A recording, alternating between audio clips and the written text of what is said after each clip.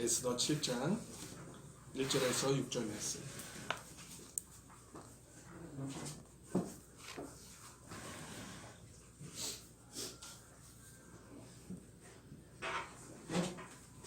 네, 우리 한 절씩 한 절씩 우리가 돌아가면서 6절이니까 김용희 선생님부터 그래요? 예, 1절. 네. 왕이 하만과 함께 또 왕후 에스더의 잔치에 가니라. 예, 7장 1절. 그다음에 7장 왕이 왕이 이 둘째 날 잔치에 술을 마실 때에 다시 에스더에게 물어 이르되 왕후 에스더여 그대의 소청이 무엇이냐 곧 하라하겠노라. 그대의 요구가 무엇이냐 곧 나라의 절반이라도 할지라도 시행하겠노라. 3절. 3절이요. 네. 왕후 에스더가 대답하여 이르되 왕이여 내가 만일 왕의 목전에서 은혜를 입었으며 왕이 좋게 여기시면 내 소청대로 내 생명을 내게 주시고 내 요구대로 내 민족을 내게 주소서.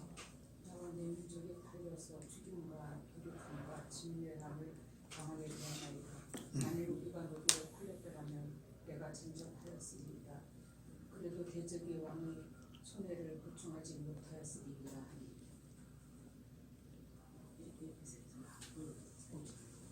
5절. 아하수에로 왕이 왕후 에스더에게 말하여 이르되 감히 이런 일을 심중에 품는 자가 누구며 그가 어디 있느냐 하니.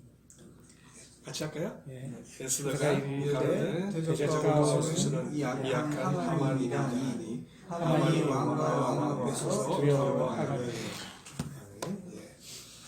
네, 에스더서가 전체 우리 성경상에서는 10장까지 되어 있죠. 네, 얼추 우리가 반을 넘어왔는데 수요 예배를 통해서 매번 하고 있습니다. 작년 한 해 동안 에스더 말씀을 저와 함께 지금 보고 있는 거죠. 레벤손 지난 시간에 레벤손에 의해서 이 전체 에스더의 구조를 우리가 한번 살펴보았는데요. 그 정점에 있는 말씀이 오늘 읽었던 본문 앞에 있는 6장의 말씀이었습니다. 6장 1절과 14절의 이 말씀을 통해서 한번 그 변곡점을 넘어갔다 이렇게 볼 수가 있는 거죠. 흐름이 완전히 바뀌어졌다 이렇게 볼 수가 있습니다. 어떤 흐름이냐 하면은 앞에는 하만이 주도한 그런 꾀에 당시 디아스포라 이스라엘 공동체가 위험에 처해 있었던 것이 이 6장을 지나면서 7장부터는 새로운 국면을 맞이하게 되고 오히려 그 꾀를 내었던 하만이 자기가 내었던 그 꾀에 빠지게 되는 그런 형국으로 내몰리게 되는 거죠. 그래서 오늘은 그와 같은 변곡점이 지나서 바로 첫 번째 있었던 그런 말씀이 됩니다. 분명하게 확실하게 하만의 꾀가 자기의 발에 걸려서 넘어지는 그런 모습으로 우리가 말씀을 읽었습니다. 7장은 우리가 6절까지 읽었는데요. 이유는 크게 두 가지의 내용으로 구분이 되어 있기 때문에 그렇습니다. 1절부터 6절까지는 에스더가 유대인들이 처한 위험을 아수에로 왕에게 알리는 장면이죠. 그리고 읽지 않았던 7절부터 10절까지는 사실을 하만을 나무에 매달리는 장면으로 이렇게 크게 구성이 되어 있습니다. 그래서 먼저 앞전이 있는 1장에서 1절에서 6절까지를 먼저 우리가 읽고 다음에 7절에서 10절 말씀을 다시 한 번 더 묵상하고자 합니다. 오늘은 1절에서 6절 말씀을 통해서 우리에게 주시는 신앙의 교훈이 무엇인지를 한번 살펴보고자 합니다. 에스더의 삶을 우리는 드라마와 같다라고 표현할 수가 있죠. 마치 정말 1장에서 계속적으로 읽어나가면 한 편의 드라마를 보듯이 그렇게 읽을 수가 있습니다. 드라마는 우리가 생각하기를 비현실적이다고 생각을 하지만 그 이야기 속에 삶의 진솔함이 담겨 있거나 또는 진실함이 묻어 있기도 하죠. 드라마가 주는 메시지가 있기 때문에 그렇습니다. 때론 진리를 이야기하고플 때 팩트가 아닌 은유로 이야기할 때가 더 깊이 있을 수가 있다는 거죠. 마치 예수님께서 은유로 하나님의 나라를 말씀하셨듯이 말입니다. 마찬가지로 에스더는 그런 모습으로 하나의 이야기로 오늘날까지 전해지고 있습니다. 이 이야기 속에서 한 번도 하나님의 이름이 거론되거나 소개되어 있지 않다는 것을 우리가 몇 번 들어서 알 수 있죠. 그러나 여전히 하나님은 활동하고 있음을 우리가 에스더서를 매 장 읽을 때마다 체험하고 있습니다. 이제 상황은 역전이 되었죠. 에스더의 요청에 따라서 1절에서 왕과 하만은 에스더가 베푼 잔치에 참여합니다.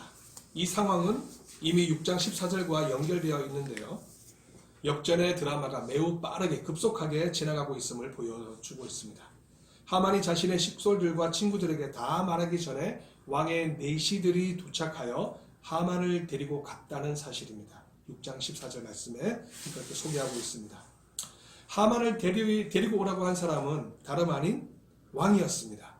분명히 에스더의 잔치에 참여한 사람은 실제로 왕이 주체적으로 하만을 데리고 갔다는 사실이죠. 그래서 1절의 주어, 오늘 1절의 주어가 바로 왕입니다. 어떤 면에서 왕은 마치 검사처럼 하만을 묶어서 에스더 앞으로 데리고 가는 것처럼 그려질 수도 있습니다. 지금까지 왕의 역할을 보면 겉으로는 풍성하고 권위가 있고 힘이 있는 것처럼 비춰졌지만 실제로는 보이지 않는 하나님의 힘에 의해서 움직였을 뿐입니다. 다만 왕은 그렇게 역사의 흐름도 영의 흐름도 감지하지 못한 채 표면적인 시간 속에서 갇혀 살아갈 뿐이었죠. 이제 실제로 보이지 않는 힘이 나타났습니다. 바로 죄 없는 생명을 살리려는 하나님의 마음은 유대인뿐만 아니라 모든 인간을 향한 마음, 그 마음이 바로 나타났던 것이죠. 다만 유대인들에게 먼저 그것이 그렇게 비춰졌을 뿐입니다. 그래서 혹자는 이야기하죠. 유대인을 먼저 선택한 것이 바로 하나의 예표였다는 것. 샘플, 모든 민족 중에 하나의 샘플로 유대인들이 그렇게 하나님에 의해서 선택되어졌다라고 말하는 신학자도 있습니다. 이런 면에서 하나님의 마음은 유대인에게만 향하는 것이 아니라 모든 인류를 향하는 보편적인 모습이다, 이렇게 볼 수가 있죠. 여전히 에스더의 이야기 속에서도 정의와 공의의 강물은 흐르고 있습니다. 이제 에스더의 잔치는 하루가 지나갑니다. 2절은 둘째 날이 되었음을 알려주죠. 그리고 왕은 에스더에게 소원이 무엇인지 재차 묻습니다. 에스더를 향한 왕의 질문은 이미 첫 번째 잔치가 있었던 5장으로 돌아가게 합니다. 5장에서 첫 번째로 물었는데요. 똑같은 질문을 했습니다. 5장 6절 7절에 왕이 물었던 그 질문이었습니다. 그리고 그때 에스더는 왕과 하만이 다음 잔치에 와줄 것을 요청합니다. 템포를 에스더는 늦추는 것이죠. 이 템포가 실제적으로는 에스더의 계획적이었는지 우리는 알 수는 없지만 전체적인 흐름으로 보았을 때는 하나님의 템포에 맞추어서 에스더가 그렇게 움직여진다라고 신앙적으로 우리가 해석을 해볼 수가 있습니다. 그 사이에 왕은 하만의 음모를 알게 됩니다. 바로 5장과 7장 사이에 나타나고 있는 6장의 말씀이 왕이 하만의 모든 음모, 계획을 알게 되었다라고 하는 내용이 바로 6장에 있었기 때문입니다. 왕은 하만과 함께 에스더가 베푼 두 번째 잔치에 그렇게 참석하게 됩니다. 이 모든 흐름과 그 변곡점은 에스더의 결정과 함께 모든 유대인들이 함께 3일 동안 금식하는 참여로 시작되었음을 알 수 있습니다. 이것은 분명 위대한 일은 한 사람의 결정으로 되어지는 것이 아니라 모두 한 마음으로 참여할 때 일어난다는 것을 알 수가 있죠. 4장부터 3일 동안 금식해라, 내가 죽으면 죽으리이다 하면서 에스더가 나아가겠다라고 결정을 하는 그 장면이 4장에 나오죠. 그 이후로 5장이 지속되고 잔치를 베풀게 되고 6장 왕이 모든 사실을 알게 되고 7장 새로운 국면이 오게 되는 내용으로 흐르고 있다는 것이죠. 그러므로 시작점인 모든 민족이 함께 이 모습에 움직여가고 있다는 것이죠. 그래서 금식을 하게 됩니다. 거기서부터 시작했습니다. 모두 한 마음으로 참여한다는 것, 참으로 중요한 메시지를 우리에게 전해주고 있습니다. 엄청난 일, 기적 같은 일이 한 사람으로부터 일어나는 것이 아니라 실제적으로는 물론 준비가 되어졌어도 모든 사람이 함께 참여할 때 그때 비로소 기적은 일어나기 시작한다는 것이죠. 그러므로 하나가 된다는 것은 기적을 일으키는 원리입니다. 이것은 특별한 것이 아니라 매우 보편적인 일임을 알 수 있습니다.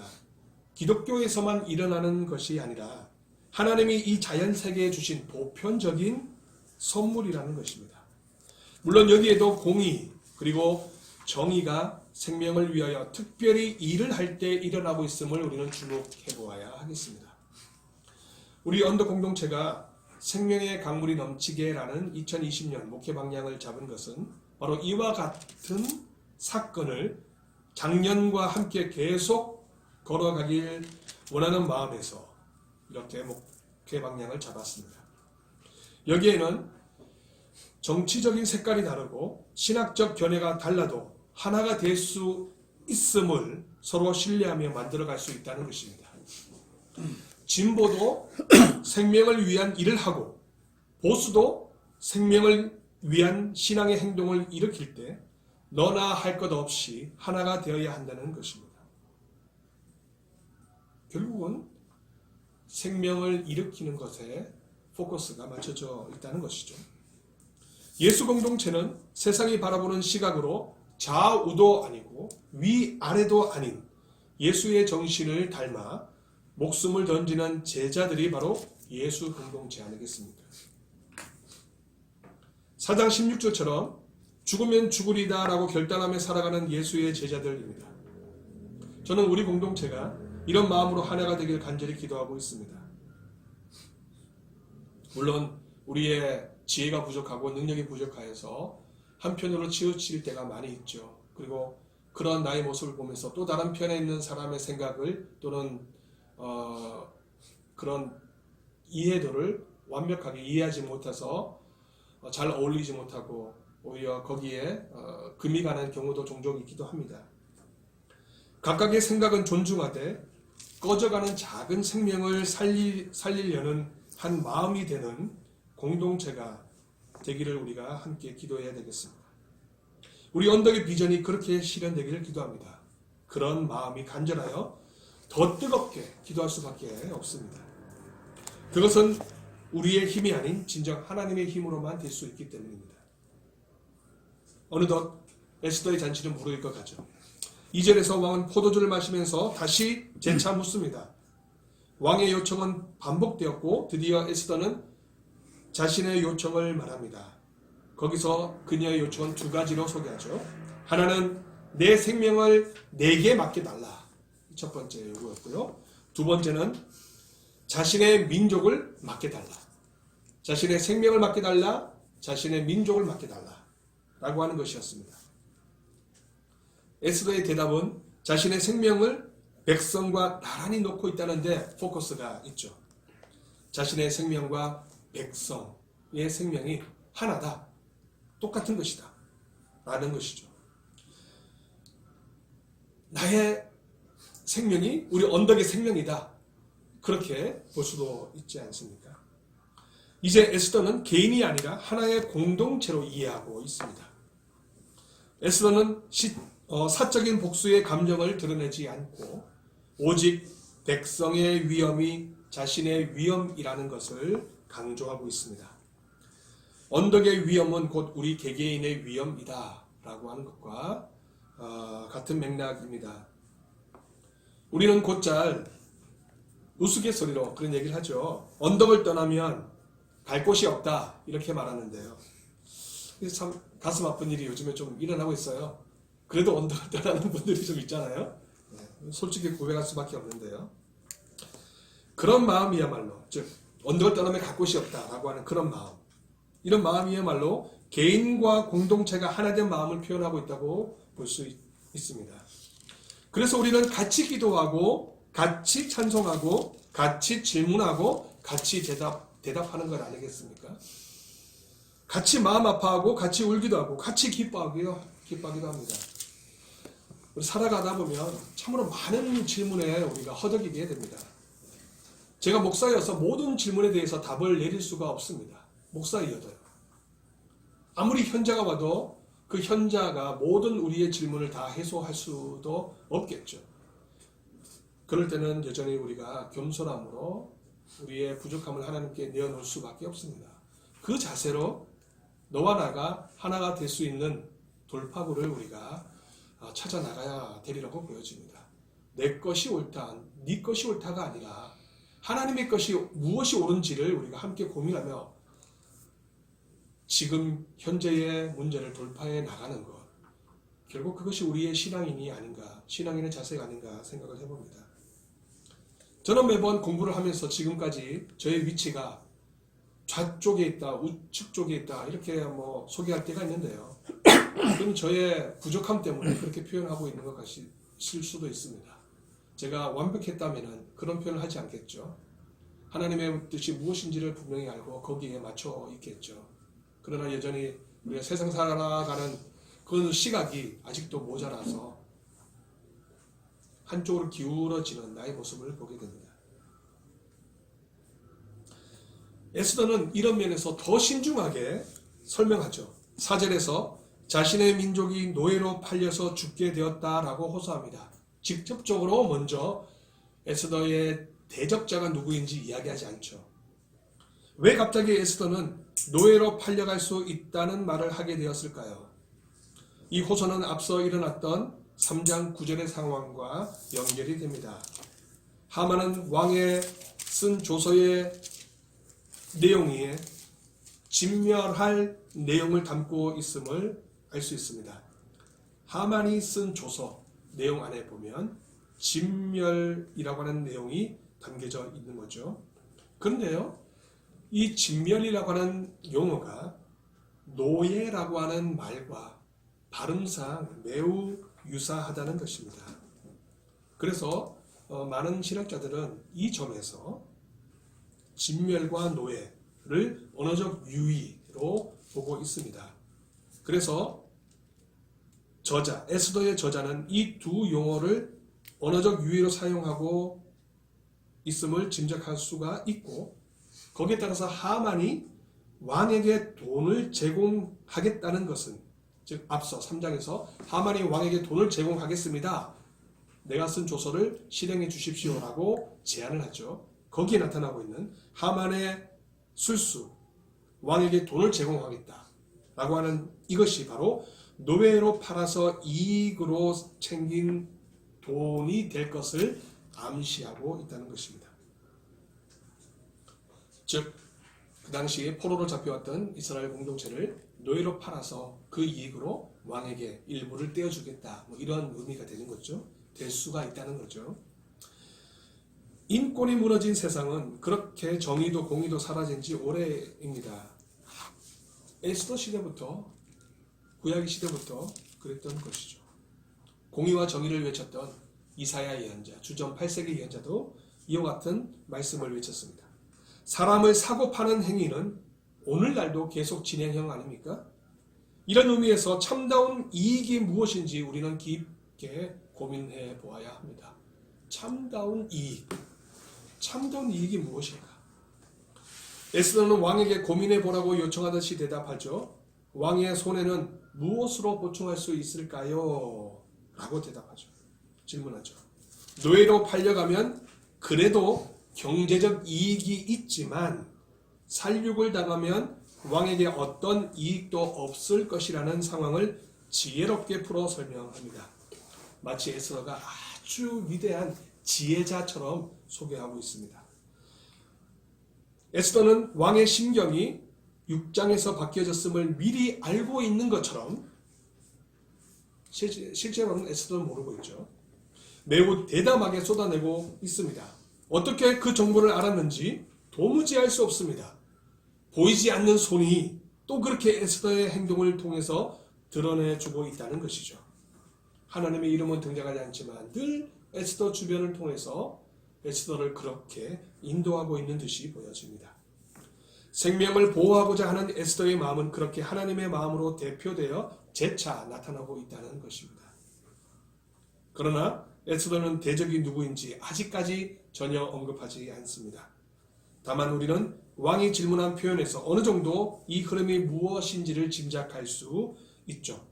5절에서 왕은 이런 일을 심중에 품은 자, 대적으로 암시합니다. 어떤 의미일까요? 사실 이와 같은 내용은 성경에 지금 흘러가고 있는 이와 같은 유의 이야기들, 이것은 우리가 잘 알고 있는 호모라고 하는 그 호모가 쓴 오디세이에 보면 이와 유사한 글들이 나타나고 있습니다. 이 호모 오디세이는 상당히 오래된 글을 수집해서 재차 새로운 이야기로 만들어내지 않습니까? 거기에 보면 평화협정을 이야기할 때 지금 왕에게 쓰여지고 있는 이런 왕이 이야기하고 있는 표현들이 나타난다고 합니다. 그동안에 왕은 에스더와 적대적 관계 속에 있었다는 거죠. 그러나 이제 그 시기가 지나면서 왕은 에스더에게 이제 평화의 모습으로 다가가고 있음을 알 수 있다는 거죠. 신명기 7장 17절 이하에서 언약을 지킬 때 발생하는 하나님의 은혜를 의심하는 표현으로 심중에 이르기를 이라고 하는 표현을 씁니다. 내적인 심정을 의미하는 신명기서가 강조하고 있는 표현입니다. 신명기가 이스라엘 백성을 향하여 있다면 에스더의 이 표현은 이방인도 해당된다는 것을 암시하고 있다고 볼 수가 있습니다. 마치 이스라엘 백성에게 해당되는 하나님의 법은 종교적 경계를 뛰어넘어 있고 여기서 세상 모든 사람들을 향하여 있다는 것입니다. 결국 6장 6절에서 하만은 스스로 심중에 품은 자로 등장하고 이곳 5절에서 왕의 말로 나타나고 있으며 마지막으로 6절에서 에스더가 하만을 지목하게 되는 것이죠. 그 하만은 어떤 사람입니까? 악하다라고 표현합니다. 그 악은 신명기가 소개하는 그 악입니다. 그 악은 하나님을 알지 못하는 상황과 같습니다. 악을 우리가 정확하게 정의하기는 어렵지만 신명기에서는 하나님을 알지 못하는 것을 악으로 규정하고 있다는 것이죠. 그 악은 하나님이 없는 태도도 포함하고 있습니다.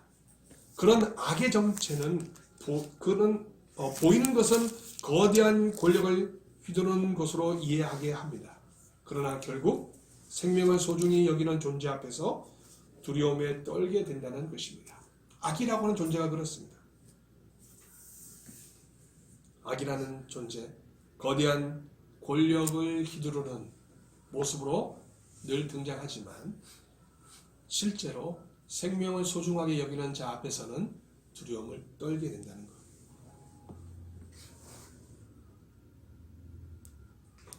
그러므로 악한 자는 생명을 이용하여 이익을 취하려는 자입니다.